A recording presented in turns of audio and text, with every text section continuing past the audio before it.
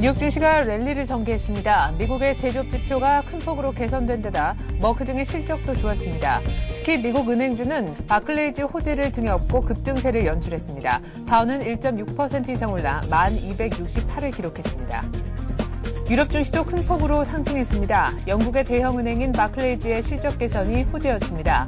미국의 제조업 지표 개선도 투자 심리에 도움을 줬습니다. 영국, 프랑스, 독일 모두 평균 1.5%씩 올랐습니다. 유가는 그리스 국채 위기에 대한 우려가 잦아들면서 유로화에 대한 달러화 가치가 크게 떨어진 영향으로 급등했습니다. 3월 인도분 WTI는 배럴당 3.9% 올라 약 77달러에 마쳤습니다. 미국이 30년 만에 처음으로 새로운 원자력 발전소 건설 계획을 발표했습니다. 오바마 미 대통령은 조지아주에 건설되는 새 원자력 발전소에 정부가 80억 달러 규모의 대출 보증 지원에 나설 것이라고 직접 언급했습니다. 안녕하십니까. 이슈의 마켓의 최혜린입니다. 대통령의 날로 휴정했던 뉴욕 증시가 다시금 장을 열었는데요. 장이 열리자마자 급등하면서 랠리를 보여줬습니다. 다우의 경우에는 1.6% 이상 올라 1268에 마쳤는데요. 무엇보다 미국의 제조업 지표가 크게 개선된 데다 머크 등의 실적도 좋았습니다. 또한 EU 재무장관 회담이 열렸는데 어쨌거나 그리스에 대한 지원이 하나둘 가닥에 잡혀간다라는 것에 투자 심리가 호전되면서 유로화가 강세를 보였고요. 때문에 달러화가 약세를 모이면서 상품주 쪽에도 조금 매수세가 유입이 됐습니다. 한편 바클레이즈 실적 호재에 미국의 은행주까지 덩달아 강세를 보였는데 전반적인 글로벌 증시 전문가와 함께 짚어보겠습니다. 리딩 투자증권에서 우성재 연구원 나오셨네요. 안녕하세요. 네, 안녕하세요. 네, 큰 폭으로 올랐네요. 예, 지금 미국 증시 상승으로 장 마감했습니다. 3대 지수 모두 강한 흐름 보여주면서 어제는 강한 상승세를 이어져 나갔었는데요. 지금 3대 지수 모두 1%가 넘는 상승폭을 확대하면서 시장에서의 상승 랠리를 다시금 또 주도하고 있는 모습 보여주고 있습니다. 다우지수 같은 경우에 1.68% 상승한 1268포인트대, S&P 500 지수는 1.8% 상승한 1094포인트대, 나스닥 지수 또한 1.4% 상승한 2214포인트대 상승을 하면서 시장에서의 계속적인 상승폭을 확대하면서 장중 최고점에 가까운 부근에서 장 마감하는 모습이었습니다.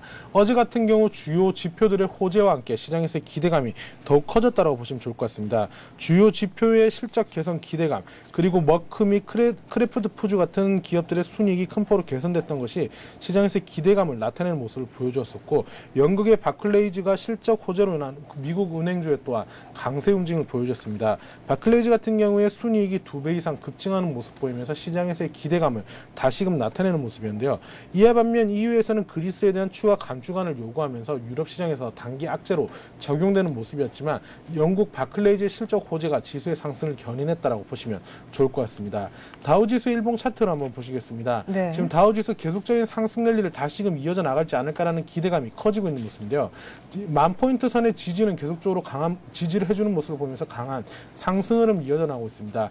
예전 시세 분출 구간이었던 이런 10,000포인트 선이 결국은 강한 하방 경직성을 나타내는 지지선이 되는 모습을 보여주고 있었는데 전일 마감했던 미국장 10,000포인트 선이 장중 무너지는 모습을 보여주었지만 10,000포인트 선 위에서 안착하는 모습이었습니다. 하지만 오늘 밤 열렸던 미국장 장 초반 보합권에서 시작한 이후에 계속적인 상승폭을 확대하면서 고점에 장 마감하는 모습이었는데요. 하지만 시장에서 이러한 상승 랠리를 이끌면서 1400선에 있는 이번 눌림목을 돌파할 수 있을지 여부가 좀 중요할 것 같습니다. 지금 최근 시점에서 봤을 경우 1250선에 있는 이번 눌림목의 안착 여부와 함께 1250선의 안착 이후 다시금 1400선의 돌파 시도가 과연 성공할지 여부를 확인하시면서 시장을 접근하셔야 될 것 같습니다. 다우지수의 일중 흐름 차트인데요. 네. 다우지수 장 초반부터 강한 상승 랠리를 이끌어 나갔었습니다. 장중 뉴욕 지표들 좋은 모습 보이고 있고 바클레이즈 실적 또한 좋은 모습을 보이면서 장 초반부터 강한 상승으로 시작하는 모습이었는데 결국 이러한 상승을 계속적으로 이어져 나가는 모습을 보이면서 장중 큰 폭의 하락 없이 상승폭을 확대해 나가는 흐름으로 견조한 모습 보여주었습니다. 네, 자 여러 가지 호재가 간만에 많이 있었던 것 같습니다. 지표 먼저 살펴보겠는데요. 어제 발표됐던 경제 지표가 일제 개선세를 보인 것 역시 크게 투자 심리를 호전시켰던 것 같습니다. 주택 경기 체감 지수도 좋았지만 무엇보다 뉴욕 지역의 제조업 경기가 넉 달 내 최근 들어서 말이죠 최고치를 찍었다고요. 예, 지금 가장 먼저 보았을 때 뉴욕 제조업 지수가 시장에서의 기대감을 더욱더 확산시키는 모습을 보여줬습니다. 미국 경제가 지금 계속적인 회복 국면으로 이어져 나갈지 여부가 좀 중요할 것으로 예측이 되고 있었는데 이번 뉴욕 엠파이어 스테이트먼트 제조업 지수 같은 경우에 24.9로 작년 10월 이후 최고치를 다시금 또 갱신하는 모습을 보여주었습니다. 전월 대비 9포인트 급등하는 모습을 보이면서 예상치를 큰 폭으로 상회하는 모습 보여주었었는데요. 결국 작년 8월 이후 확장세가 계속적으로 지속되고 있는 모습 보이면서 시장에서의 상승 기대감은 더욱더 커지고 있다고 보시면 좋을 것 같습니다. 미국의 실업률이 큰 폭으로 개선되고 있는 모습을 보이지는 않고 있지만 완만한 개선세를 이끌고 있고 이러한 흐름이 계속적으로 나타나면서 뉴욕 제조업 지수에도 호재로 작용되는 모습을 보였었는데요. 결국 지금 뉴욕 제조업 지수 계속적인 개선세를 나타내면서 시장에서의 상승 랠리를 주도했다고 보시면 좋을 것 같습니다. 이것과 함께 미국의 주택 경기 또한 낙관적으로 지금 발표해놨었는데요. 2월 주택 건설업체의 체감 경기 지수가 17로 발표가 됐었습니다.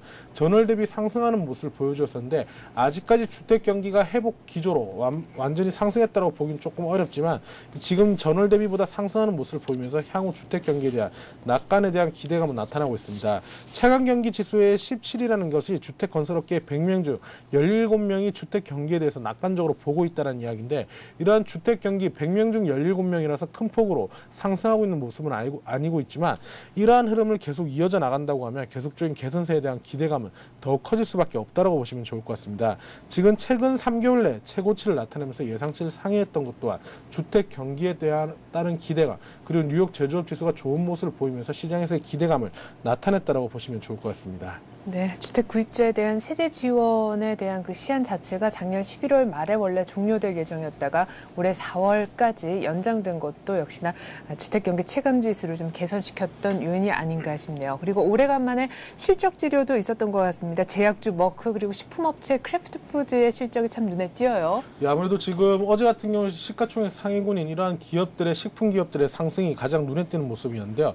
크래프트푸드 머크부터 먼저 보시면 머크의 순이익이 64억 9천만 달러로 전년 동기 대비 큰 폭으로 증가하는 모습을 보여줬습니다. 네. 예상치를 상회하는 모습을 보였었는데요. 경쟁사인 쉐링플라우의 인수가 영향을 미친 것으로 보이고 있습니다. 미국 대형 제약주인 이제 머크 같은 경우는 작년 4분기 이익이 애널리스트 예상치를 큰 폭으로 상회했던 만큼 이러한 제약 헬스케어 업종에 대한 기대감이 다시금 나타나고 있는 모습을 보여주고 있는데요. 지금 작년 4분기 순이익이 64억 9천만 달러로 주당 2.35달러를 기록했었는데 전년 동기 16억 4천만 달러에 비해서 큰 폭으로 증가한 수치를 나타내면서 시장에서의 제약업종에 대한 기대감이 다시금 또 나타나는 모습을 보여주었습니다. 또한 이것과 함께 크래프트푸드 같은 경우에 순이익이 7천만 달러로 발표를 했었습니다. 전년 동기 대비 4배나 급증하는 모습을 보이면서 어닝 서프라이즈에 가까운 모습이었는데요. 예상치를 큰 폭으로 상회했던 가장 큰 이유가 이머징 시장과 유럽 시장에 대한 판매 증가가 시장에서 큰 영향을 미쳤다라고 보시면 좋을 것 같습니다. 결국 지금 시장 예상치였던 것들보다 큰 폭으로 순이익을 큰 폭으로 상승하는 모습을 보이면서 시장에서 실적 랠리가 다시금 이어져 나가고 있는 모습이라고 보시면 좋을 것 같습니다. 또한 이제 에버크롬 비치 같은 경우에 순이익이 4,800만 달러로 전년 동기 대비 감소하는 모습을 보여주었었지만 일회성 비용 부분이 워낙 컸었기 때문에 일회성 비용 부분을 제외했을 경우에 순이익이 증가한 것으로 발표가 나면서 시장에서의 다시금 순이익의 개선 기대감으로 인한 강한 상승 흐름을 이끌면서 이러한 실적 호재들이 지수의 상승을 한 단계 더 레벨업 시켰다라고 보시면 좋을 것 같습니다. 네. 자, 한편 영국의 2위 은행입니다. 바클레이즈의 지난 4분기의 실적이 너무너무 좋았다라는 소식이 미국 쪽 은행주까지 들썩이게 만들었는데요. 바클레이즈 실적도 좀 들어보고 싶고 은행주가 얼마나 뛰었는지도 전해주시죠. 예, 지금 같은 경우 어제 같은 경우 미국 금융주들이 큰 폭으로 상승하는 모습을 보여줬습니다. 시티그룹 같은 경우에 4%의 상승, 그리고 JP모건 같은 경우도 3% 가까운 상승폭을 확대하면서 금융주들의 실적 개선에 따른 기대감이 더욱 커졌었는데요.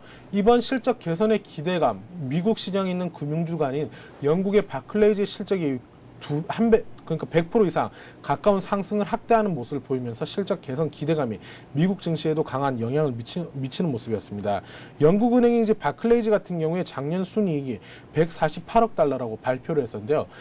전년 79억 달러에서 80억 달러에 가까운 데서 92%나 가까운 순이익을 급증하는 모습 보이면서 시장에서의 기대감이 커지는 모습이었습니다. 즉 예상치를 큰 폭으로 상회하는 모습 보이면서 미국 은행주들의 호재로 적용되는 모습 보이면서 금융주들이 강한 강세 흐름 또한 미국 증시가 1.6% 가까운 상승을 이어져 나가는데 주도를 했다라고 보시면 좋을 것 같습니다. 네. 자, 그리고 EU 재무장관 회담이 열렸습니다. 이 얘기를 빼놓을 수가 없겠는데, EU 재무장관은 뭐 그리스 쪽에 이제 한 달간 시간을 줄 테니까 긴축 노력을 조금 더 성의 있게 보여라라는 얘기를 했다면서요. 예, 지금 이번 EU 재무장관 회의에서 지금 이제 그리스에 대한 어떠한 구제안이 나올지가 중요했었는데 그리스에 대한 구제안이 먼저 나오기보다는 그리스의 선행 조치 이후 그것을 보고 구제안을 발표하겠다라고 발표를 했었습니다. 지금 이러한 유로존의 이야기에 따른 그리스의 재무장관의 반발 또한 거센 모습을 보여줬었는데요. 적자 감축이 쉬운 방안이 아니다라는 이야기를 내놓고 있는 상황에서 그리스에서 과연 이런 적자 감축을 위한 어떤 방안을 나타낼지가 중요할 것으로 보이고 있습니다. 지금 유로존이 그리스에 요구하는 추가 조치로 봤을 경우 부가가치세, 그리고 에너지세, 자동차세 인상 등을 포함하고 있는데 이러한 부분의 인상이 또 다른 그리스에 대한 자국민에 대한 재정 부담감으로 나타날 수 있기 때문에 그리스에서 과연 할지가 중요할 것으로 예측되고 있습니다. 지금 유로존에서 지금 계속적으로 구제안이 나올 듯 하면서 나오지 못하고 있는 가장 큰 이유가 프랑스와 독일이 그리스의 구제에 대한 이견을 지금 보이고 있는 상황에서 그리스 사태가 조만간에 해결될지가 좀 시장에서의 불안감으로 계속적으로 증폭되고 있는 모습을 보여주고 있습니다. 결국 이러한 흐름을 이어져 나가는 상황에서 그리스의 자구 노력이 얼마나 더 강하게 나타날 것인지에 따라서 유로존의 재무장관의 이러한 심리들 또한 바뀔 것으로 예측되고 있는데요. 결국은 지금 그리스에 한 달 뒤에 평가하겠다는 한 달간의 기간을 주면서 이 기간 동안 그리스가 어떠한 자구 회생을 위한 적자 감축의 노력을 해올지 여부에 따라서 유로존의 움직임은 달라질 수 있을 것 같습니다.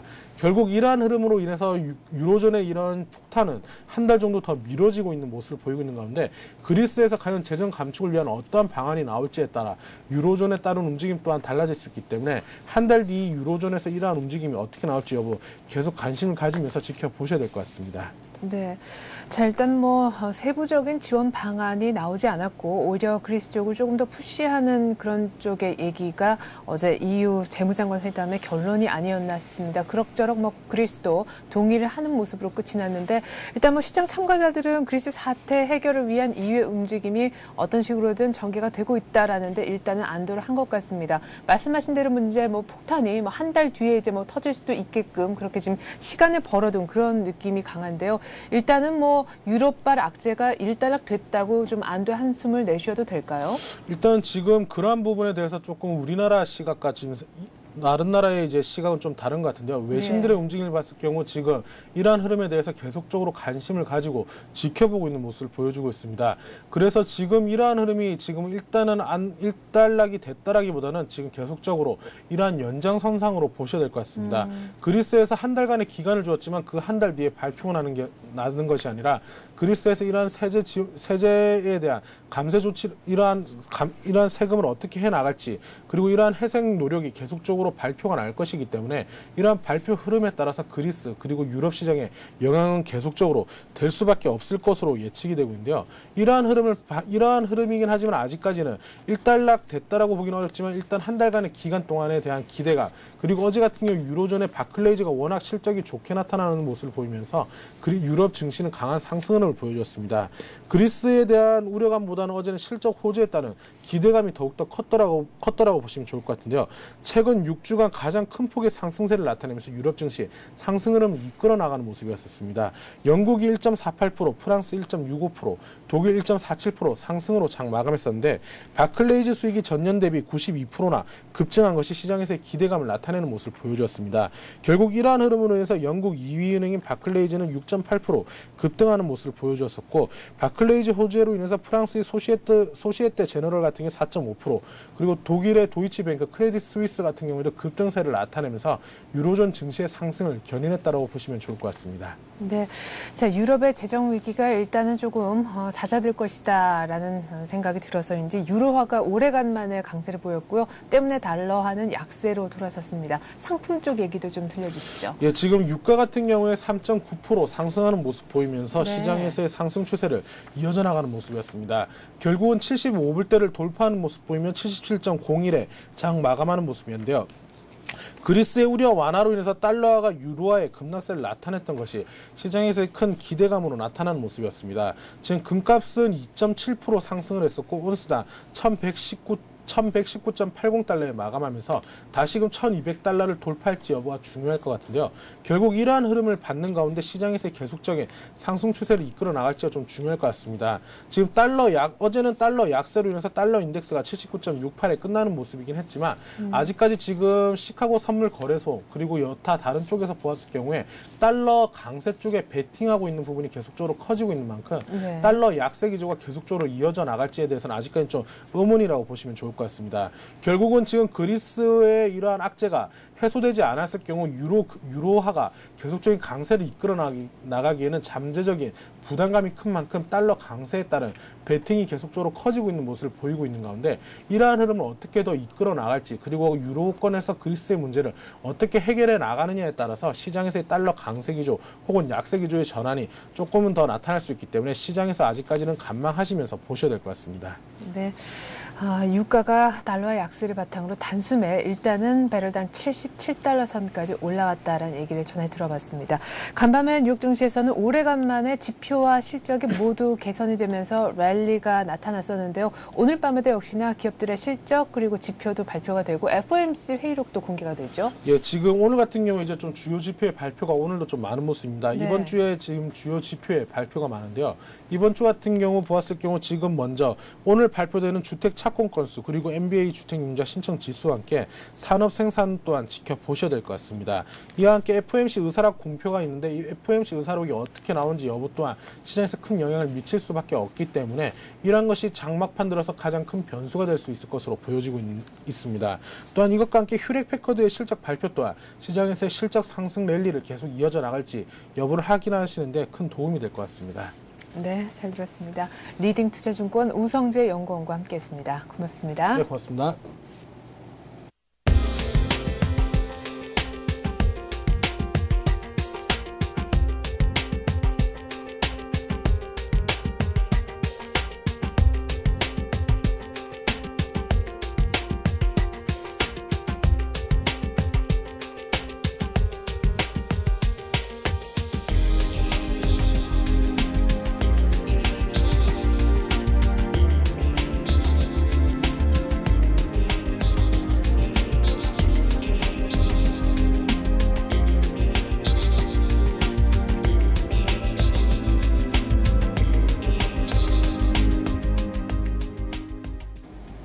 네, 간밤에 열렸던 뉴욕 증시에서는 실적과 지표가 모두 좋아서 아주 오래간만에 랠리가 나타났습니다. 다우가 1.5% 이상 1.6%씩 오르면서 끝이 났었는데요.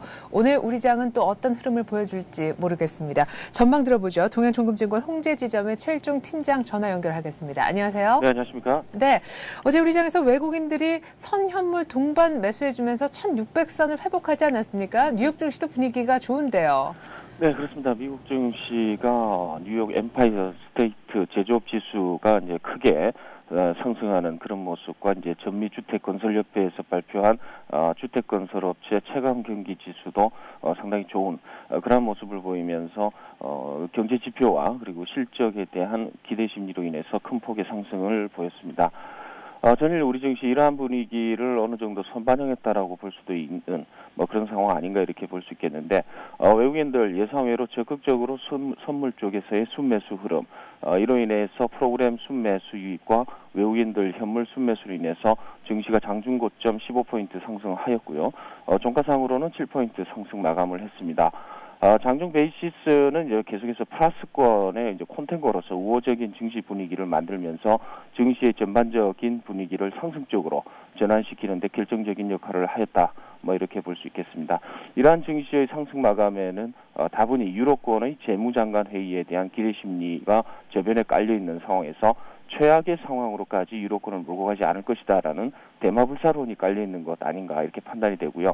이러한 것이 증시에 중기적으로 악재로 자리매김할 가능성도 없지 않아 있다. 이렇게 볼 수도 있겠습니다만은 단기적으로는 리스크가 어느 정도 해소가 되는 그러한 상황이다라고 볼 수 있겠습니다. 또한 글로벌 경제 상황이 모기지 사태 이후 글로벌 각국에서 펼쳐진 경제 시스템에 대한 훼손 이러한 리스크를 극복하고자 노력을 하였고요.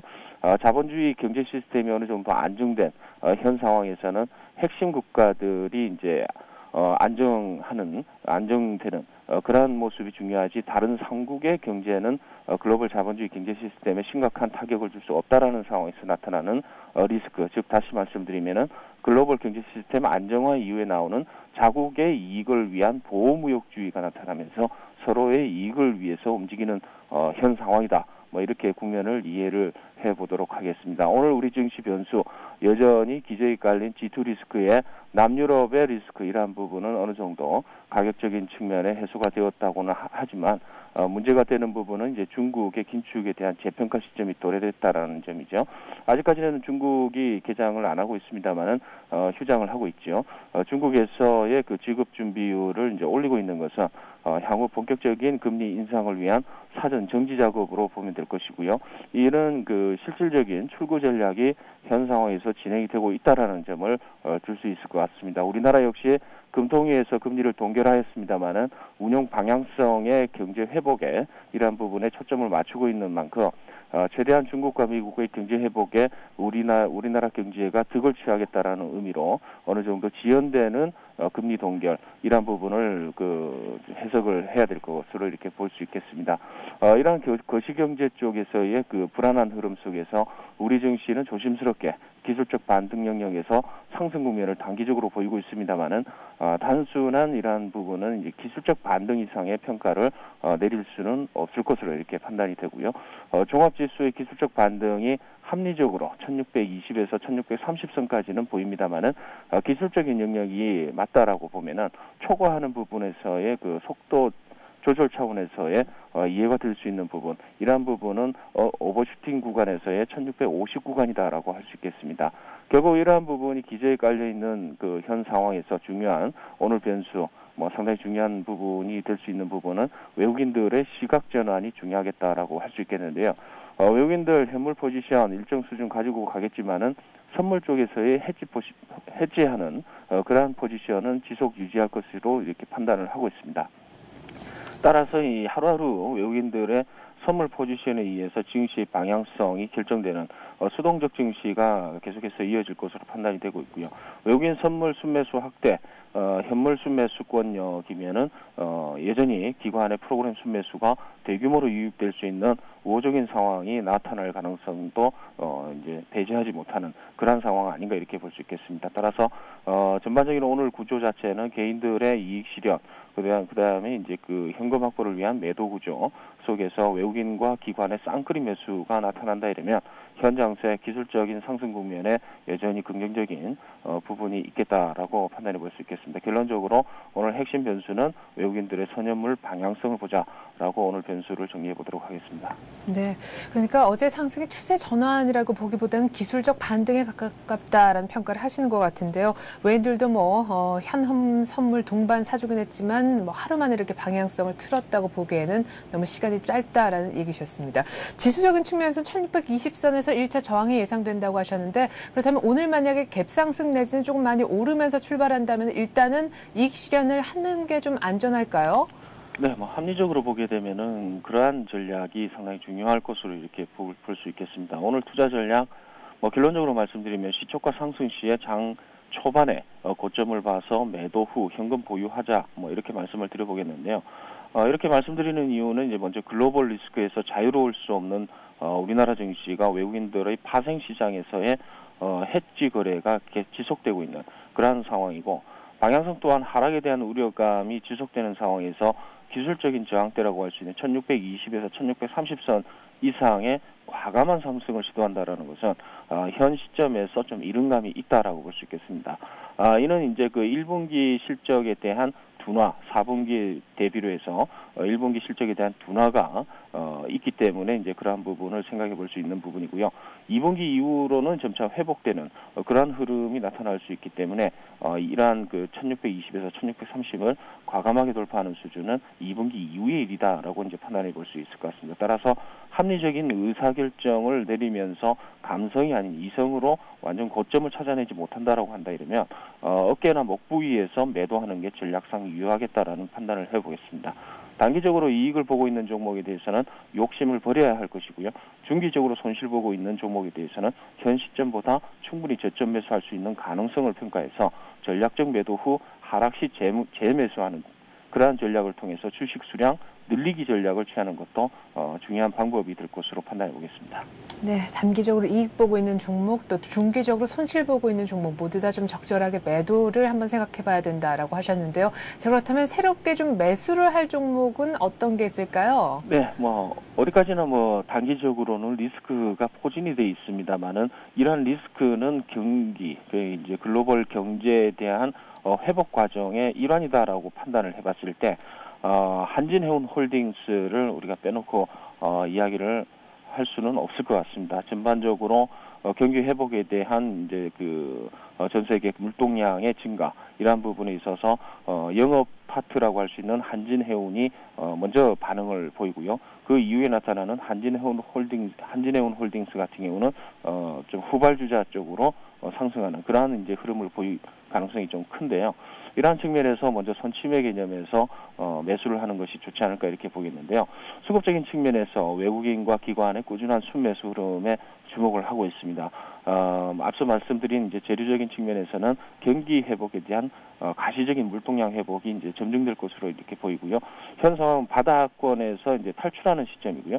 계속되는 구조조정을 통해서 리스크를 어느 정도 해소해 나가는 과정으로 이제 풀이가 될 수 있겠습니다. 실적적인 측면에서도 마찬가지로 이러한 부분이 적용이 되면서 기저 효과에 의한 개선 효과가 나타날 것으로 보이고요. 기술적 분석상으로도 이제 1차 회사 분할 이후에 나타나는 급등 이후에 눌림목 조정 그리고 이평선이 집중되는 그러한 흐름을 보이고 있습니다. 그래서 이러한 부분에 있어서는 이제 선침의 성격의 분할 매수는 충분히 현 시점에서 가능한 수준이 아닌가 이렇게 판단해 볼 수 있겠고요. 차트상으로 봤을 때 매수가 16,000원의 이제 전일 종가가 형성이 되어 있습니다만은 5일선을 크게 무너뜨리지 않는 그러한 선의 매수가가 포진이 될 가능성이 좀 있을 걸로 이렇게 보고 있습니다. 그래서 15,500원에서 16,000원 사이까지의 분할 매수도 가능합니다만은 오늘 흐름상으로 일단 시초가 부분부터 어느 정도 분할 매수하는 것도 적절하겠다라는 생각입니다. 목표가는 일단 단기적인 고점이라고 할 수 있는 2만 원 선까지 일단 보고요. 손절가는 이제 15,500원 정도 수준을 보겠습니다. 이러한 부분에 있어서는 어느 정도 기대 심리가 반감되는 그리고 시간적인 지연 효과가 나타나는 부분이기 때문에 이러한 부분에서는 현금화했다가 차후에 또 재도전하는 그러한 전략이 꼭 필요할 것으로 이렇게 보고 있습니다. 네, 잘 들었습니다. 동양증권 홍대지점 최일정 팀장님과 함께했습니다. 고맙습니다. 감사합니다.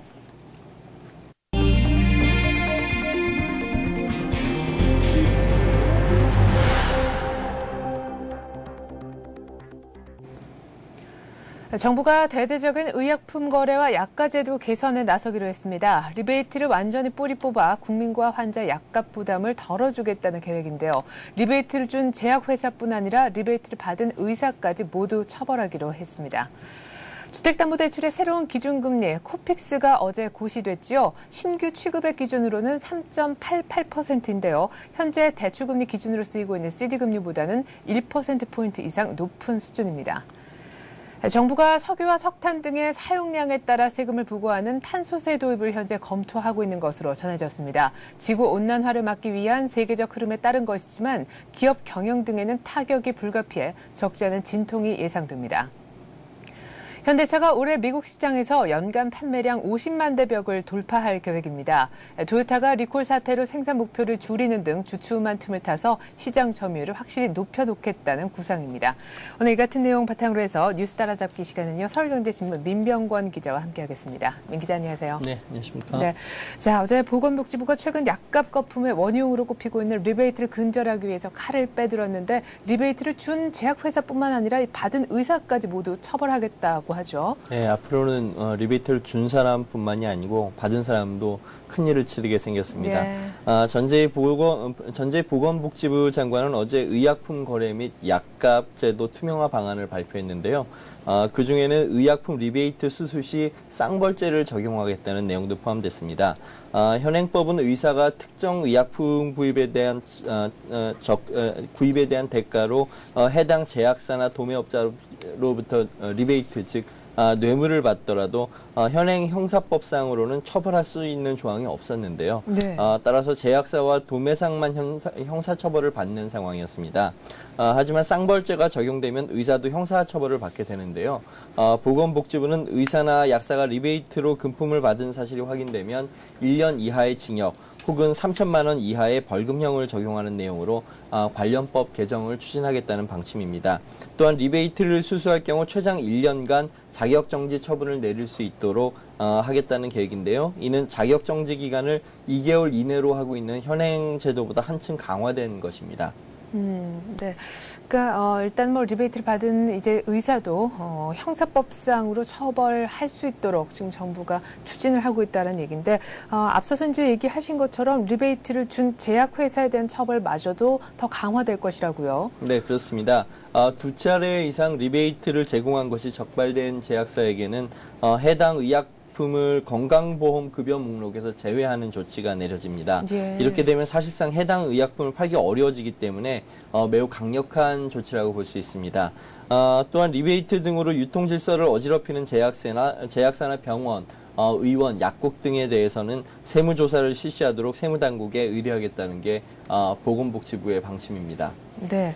자, 그러니까 리베이트를 준 사람이나 받은 사람이나 모두 다 처벌하겠고 그 처벌 수위를 과거보다 모두 다 일정 부분 끌어올리겠다라는 것이 정부의 취지인 것 같은데 문제는 어떻게 적발하는가에 있을 것 같아요. 네, 그렇습니다. 그래서 보건복지부는 이번에 신고 포상금 제도를 도입하기로 했습니다. 리베이트 수수 사실을 신고할 경우에 최고 3억 원까지 포상금을 지급하겠다는 내용인데요. 한때 도로교통법 위반을 전문적으로 신고했던 카파라치가 있었다면 이번에는 의약업계의 뇌물 관행을 전문적으로 파헤치는 약파라치가 나오는 게 아니냐, 뭐 이런 분석까지 나오고 있습니다. 네. 네. 그리고 이번 대책에는요, 그 시장형 실거래가 상환제도도 도입한다는 내용이 포함되어 있더라고요. 네, 그렇습니다. 시장형 실거래가 상환제도라는 것은 정부의 의약품 고시가격과 병원, 의원, 약국이 실제로 구매한 가격 간의 차익이 발생한다면 그 차익의 70%를 해당 병원이나 의원 그리고 약국에게 이윤으로 인정해주는 제도입니다. 이 제도는 현행 제도인 실거래가 상환 제도의 폐단을 개선해서 병원들이 제약사와 담합하지 않고 보다 저렴한 약을 써서 환자들의 의료비 부담을 낮춰주도록 하겠다라는 취지에서 추진되고 있는데요. 보건복지부는 올해 10월부터 이 제도를 시행하겠다는 방침입니다. 네, 뭐 정부의 취지가 일단 좋다라는 것은 알겠습니다. 이것을 추진하면은 우리 환자 입장에서는 약을 구입할 때 좀 더 저렴하게 거품 없이 구입할 수 있다라는 취지인 것 같은데 현행 제도와 이번에 이제 새롭게 시행이 되는 새 제도의 어떤 정확한 차이점을 조금 더 구체적으로 짚어주시죠. 네, 현행 제도인 실거래가 상환 제도는 말 그대로 병원, 의원, 약국 등이 의약품을 구입한 실거래 가격만을 인정해서 그만큼은 상환해 주겠다는 제도입니다. 그래서 병원 등은 의약품을 아무리 싸게 사도 이윤을 남기지 못하게 되는 구조적인 한계가 있는데요. 네. 예를 들어 보면 보험상의 의약품 상환 금액이 1,000원인 약을 구입했다고 했을 때 이보다 10% 싼 900원에 구입한 병원도 있을 것 아닙니까? 네. 그러면 그 100원만큼의 차익을 이윤으로 가져가는 게 당연한데 현행 제도에서는 그렇지는 않고요. 환자의 약값 부담만 그만큼 이제 줄어들게 되고 병원은 실제 구입 가격인 900원만을 상환받게 됩니다. 이렇게 되면 병원으로서는 이윤이 남지 않기 때문에 굳이 환자를 위해서 저렴하게 약을 구입하겠다는 그런 동기부여가 안 되는 셈인데요. 따라서 병원은 약을 비싸게 팔기를 원하는 제약사로부터 리베이트를 받고 해당 약값의 상한선인 1,000원에 거의 근접하는 가격의 약품을 구입하게 되는 것입니다. 결국 그만큼 약값 부담은 환자가 떠안게 되고요. 네. 이유는 병원과 제약사가 서로 나눠 가지게 되는 것입니다.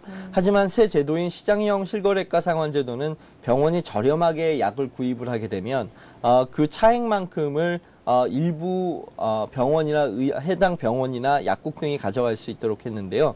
예를 들어서 보험상의 의약품 상한 금액이 1,000원 원인 약을 병원이 900원에 사게 됐다 하면 건강보험이 약제비 중 70%를 부담하게 되는데 이때 70%의 기준이 되는 것은 실거래 가격인 1,000원이 아니고요. 900원이 됩니다. 따라서 630원을 상환받게 되는 것이죠. 그렇게 되면 실제 그 1,000원을 기준으로 제가 잘못 설명했는데요. 약제비의 70%를 보험상의 급여로 상환을 해줄 때 실거래 가격인 900원에 70%를 적용하는 게 아니고 보험상 상한선인 1,000원에 대해서 70%를 적용하게 됩니다. 그렇게 되면 700원을 상환받게 되는데요. 보험급여상으로는요. 이렇게 되면 병원으로선 보험급여에서 70원의 그 차액을 더 받게 되는 셈입니다. 네. 그렇게 되면 병원에는 70원의 이윤이 남게 되고요. 반면 환자는 그 실거래가를 기준으로 그 30%를 부담하면 되는데요. 네. 원래는 약제비 상한선인 1,000원의 30%죠. 300원을 내야 되는 상황이었는데 새 제도에 따르면 실거래가, 즉 병원이 900원에 그 해당 약을 구입했다고 하면 900원에 30% 270원만 부담하게 되면 됩니다. 네. 따라서 그 30원만큼 싸게 환자는 약을 구입하게 되는 그런 효과가 있게 되는 것이고요. 그만큼 환자는 의약품 구입에 따른 부담이 줄어들게 되고 병원도 함께 이윤을 나눠 가지게 되는 윈윈 구조가 되는 것입니다. 네, 일단 뭐 제약업계 그리고 우리 국민 즉 환자와의 사이에 있는 중간재적 입장인 병원이 제약업계보다는 우리 국민 쪽, 환자 쪽으로 더 가까이 다가갈수록 이익이 더 높아지는 그런 구조를 취하도록 정부가 조금 구조적인 변화를 꾀하려고 하는 거 참 명민하다 하는 생각이 드는데요. 제약업계 반응 뭐 별로 안 좋겠군요. 아무래도 뭐 이윤이 줄어드는 네. 구조가 되니까요. 새 제도는 병원 등과 환자가 함께 이윤을 나눠 갖는 구조이지만 반대로 제약사의 이윤은 대폭 줄어들 수밖에 없습니다. 따라서 뭐 강력하게 반발하고 있는 건 어쩔 수 없는데요. 네. 제약사들은 다만 이윤이 줄어든다는 논리로 반발하게 되면 여론의 지지를 얻기 힘들게 되기 때문에 네. 좀 다른 논리를 펴고 있습니다. 즉 제약사들 간의 가격 경쟁이 심해져서 저가 경쟁이 이루어지면 그만큼 연구개발에 대한 투자 여력이 줄어들 수밖에 없기 때문에 의약품의 품질이 떨어질 수 있다는 것이고요. 또 최악의 경우 제약사들이 수익 저하로 공멸해서 실업자가 양산될 수 있다. 뭐 이런 식의 논리를 펴고 있습니다. 하지만 전문가들은 그동안 국내 제약사들이 사실상 병원과의 가격 담합에 안주해서 안정적인 수익을 취해왔고요. 따라서 의약품 가격 경쟁력 확보를 게을리했기 때문에 새 제도를 통해서 좀 자극을 해야 된다. 그래서 경쟁력 없는 업체가 도태될 수 있도록 해야 한다고 지적하고 있습니다. 그래야 가격과 품질 경쟁력을 함께 갖춘 업체가 시장을 지배할 수 있게 되고요. 그것이 의약산업 발전을 촉진할 수 있다는 주장입니다. 다만 새 제도가 도입되려면 반드시 리베이트 처벌에 대해서 쌍벌죄가 병행돼야 하는데요. 보건복지부가 쌍벌죄를 추진해도 병원 등의 로비로 인해서 국회 법제화가 무산되게 될 경우에는 이 제도는 실패할 수밖에 없다는 그런 지적도 나오고 있습니다. 네, 전재 보건복지부 장관이 사활을 걸고 이 제도를 추진하겠다라고 했는데요. 이해단체들의 어떤 그 로비라든가 뭐 여러 가지 그런 관계 흔들리지 않고 좀 뚝심 있게 끝까지 잘 추진하기를 바라겠습니다. 자, 이번엔 금융권 소식 들어보죠.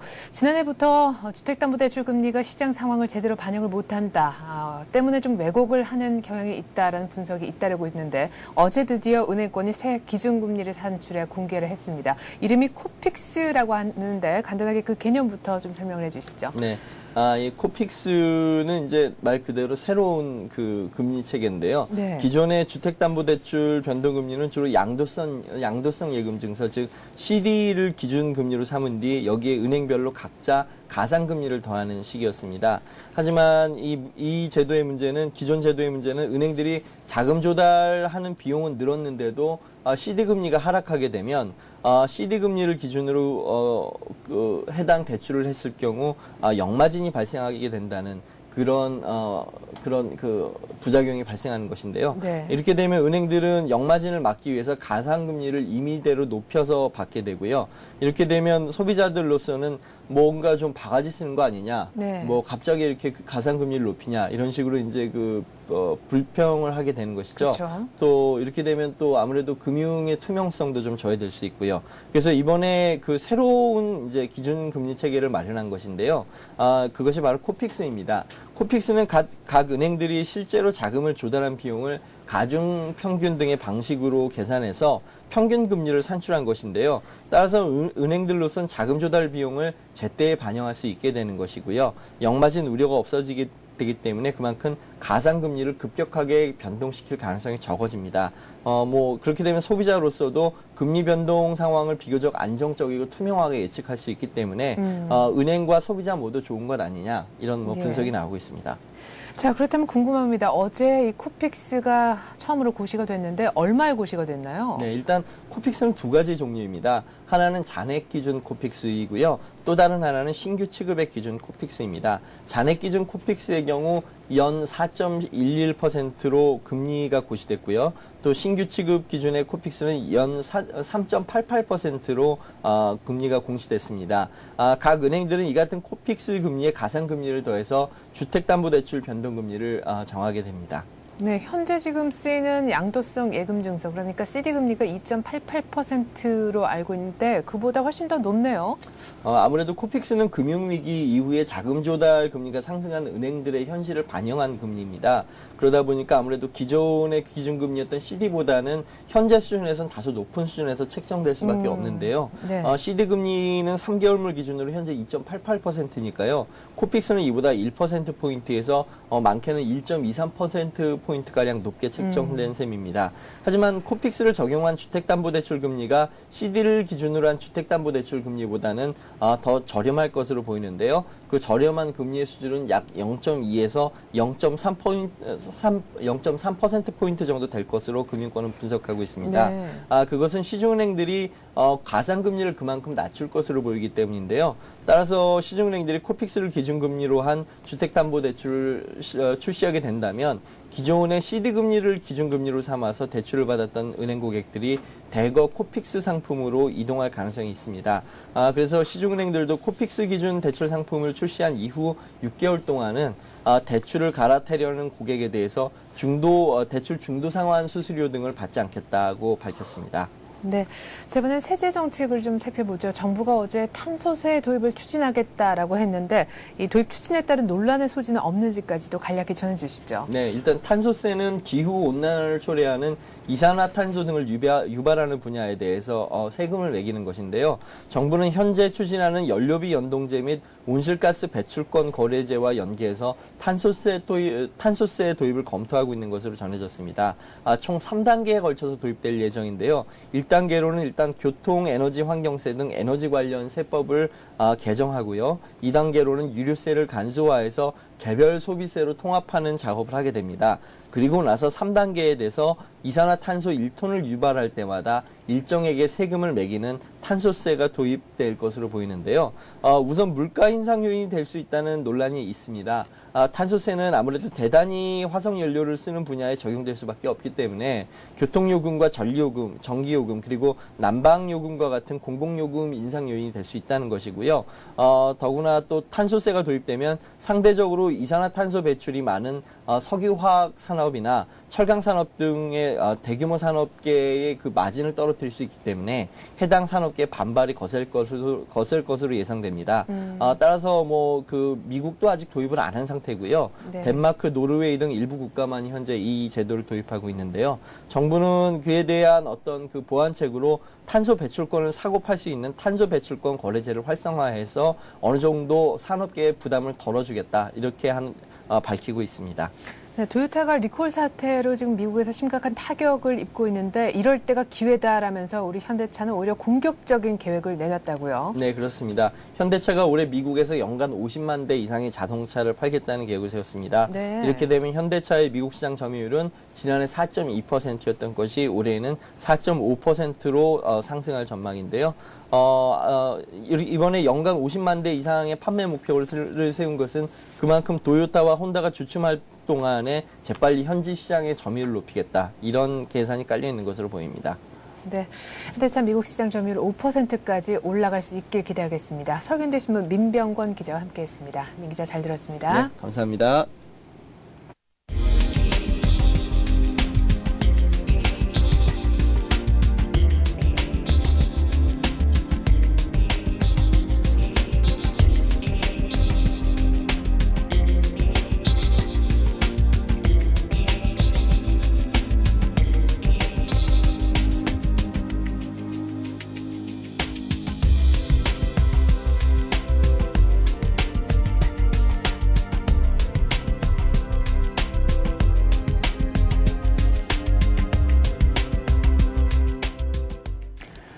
EU 재무장관 회담이 열렸던 간밤 유럽 증시는 평균 1.5%씩 올랐고요. 미국도 역시나 지표와 실적 개선까지 나타나면서 다우가 1.6% 오르는 랠리를 보였습니다. 다우는 1268포인트에 끝났습니다. 이슈의 마켓이었습니다. 고맙습니다.